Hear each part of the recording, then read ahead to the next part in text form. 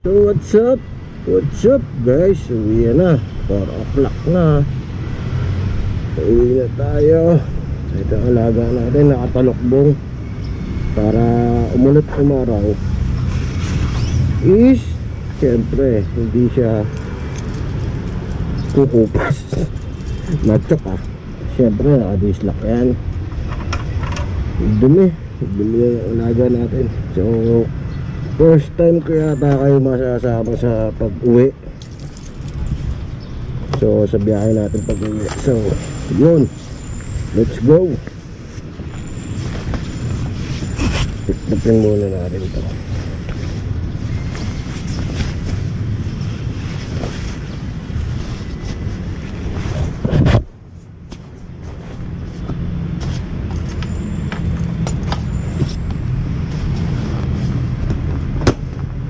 Let's go.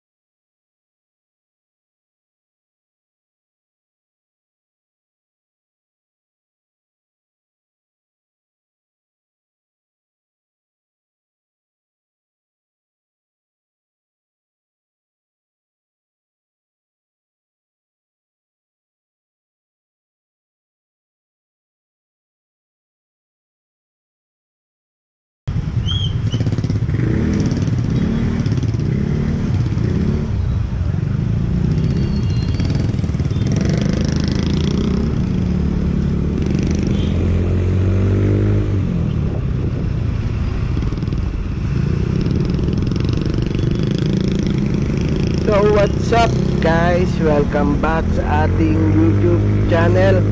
Kamusta kayong lahat mga katay? Gaya ng aking always saying, sana ay nasa mabuti kayong kalagayan.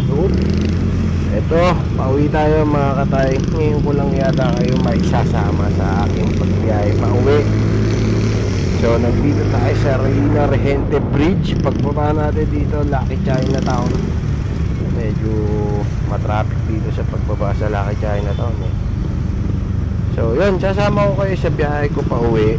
So papakita ko sa inyo yung dinadaanan ko sa R10 saka sa Honorio Lopez, kung gaano ka traffic at kung gaano ka delikado.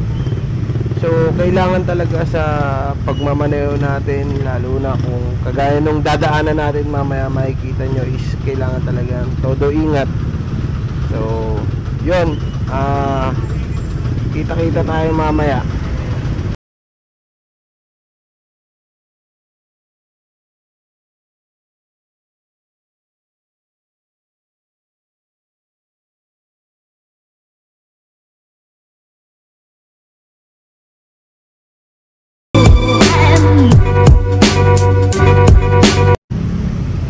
Yun guys, dito na tayo sa May Haligi, sa likod ng Tutuban and pagitan ng PNR yung kabila, yung mga bus terminal dito pabiyahe ng mga Bulacan. Yung nasa kaliwa ko, Tutuban yan. So pasaan-daan, medyo slow down. Takot sa putik pero mabutik na yung motor natin. Ayun, kailangan mag-alerto. Ito yung blue na gate na yan, PNR yan. So yan, parking ng Tutuban sa likod, sa kaliwa. So pagkanan ko dito, Dagupan Tondo. Yan, ito na yung Tondo, Dagupan. Sabihin, marami dito nagtitinda ng mga bigas. So yan, Dagupan na tayo. Dire-diretso lang tayo dito sa Dagupan hanggang sa makarating tayo sa crossing ng Tayuman. May stoplight doon, tapos Rahabago, tapos kanan tayo Wanluna, tapos kanan kaliwa ulit Honorio Lopez. Yun.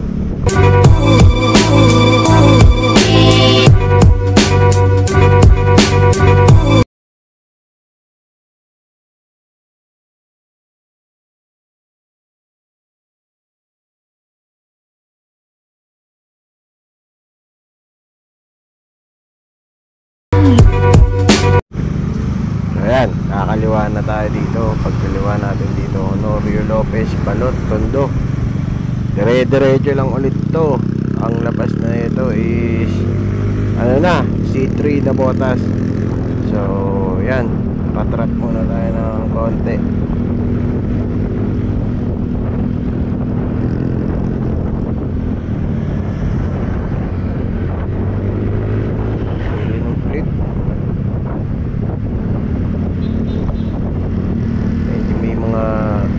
Dito mga biglang lupa, so kailangan alerto rin tayo dito.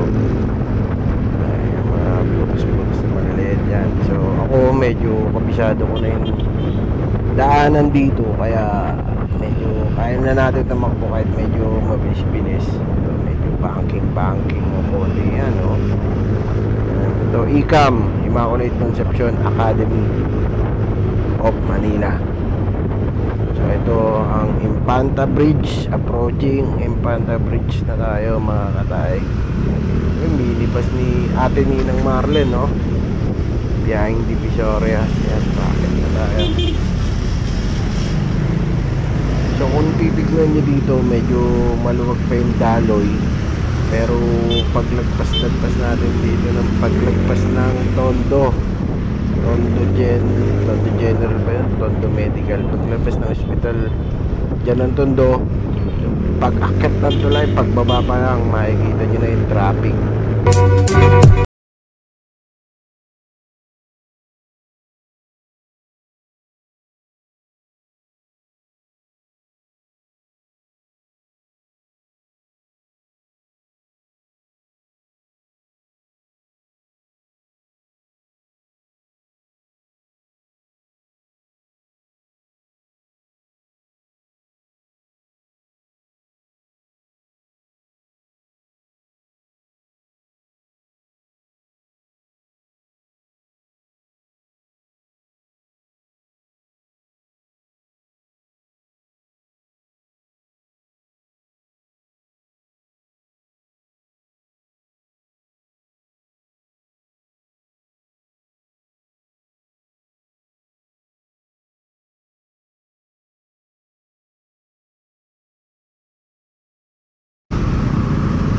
Na, bakit na tayo ng tulay, approaching na Botas na tayo. So dito pa lang, kung mapapansin nyo, medyo traffic. Excuse me po. At kung mapapansin nyo dito sa atin, kasabay natin mga naglalaki ang truck, container truck, kung ano-anong klaseng truck, basta malalaki sila. So kailangan dito madiskarte ka. Yan, kailangan sa pagmamaneho natin dito is presence of mind. Gaya nyan, may mga naglalakad-lakad din sa daan, mamaya may mga biglang tumawid. So kailangan alerto rin tayo, biglang pupulaga. Dito ako sa kaliwa, dito medyo maluwag. Dito kailangan magaling kang tumantya. So kailangan naman sa araw-araw na pagmamaneho natin ng motoris, kailangan talaga laging maingat tayo kahit hindi ganito yung daan. Maaaring yung kasalubong natin or kasabay natin hindi maingat, pero tayo maingat. So pwede rin tayo aksidente. Wala rin yung pag-iingat natin, ika nga kung kasabay natin or kasalubong natin is marupal.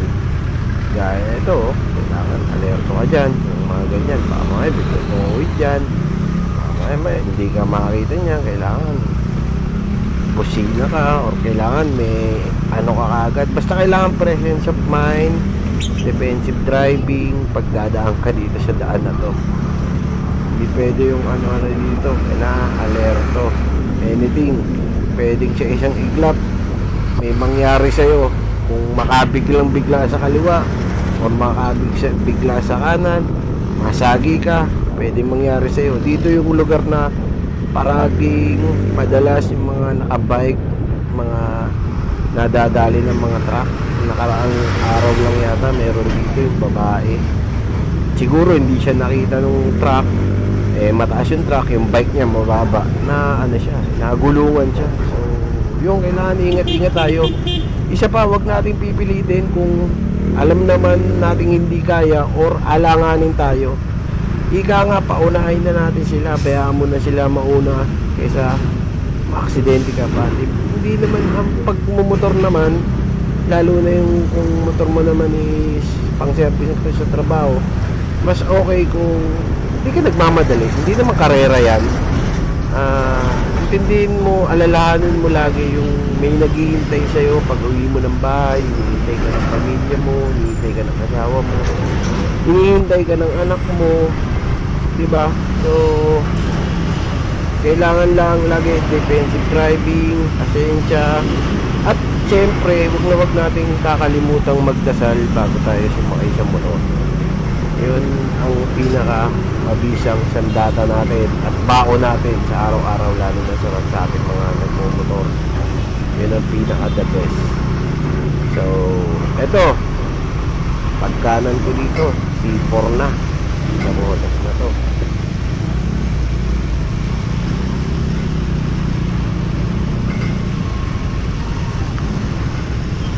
So yun, basta lagi nyo lang tatandaan bago kayo sumakay ng motor, magdasal muna tayo, hingi tayo ng guidance and blessings habang biyahe tayo, and maging defensive driving tayo, maingat, hindi naman karera yan.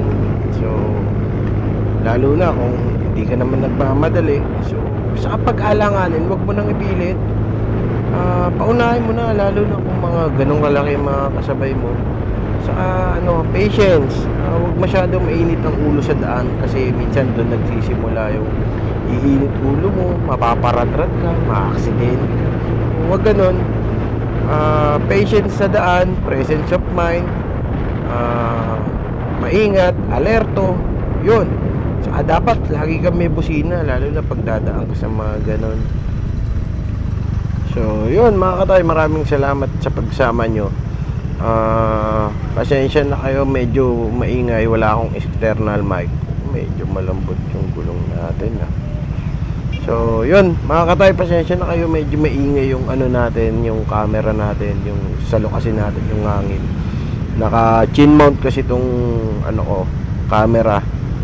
So pasensya na kayo kung medyo maingay sa biyahe, sana naririnig nyo pa rin ako. So yun, maraming salamat sa pagsama nyo mga katay. Isang diretso na lang to, tapos parang malambot talaga, isang diretso na lang to, tapos kaliwa, malabo na.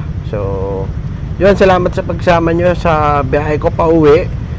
Pinakita ko lang yung dinadaanan ko at kung paano kadelikado. So kaya kailangan mag-ingat-ingat tayo lagi So maraming salamat mga katay. Stay safe and ride safe mga katay. Katay Concept.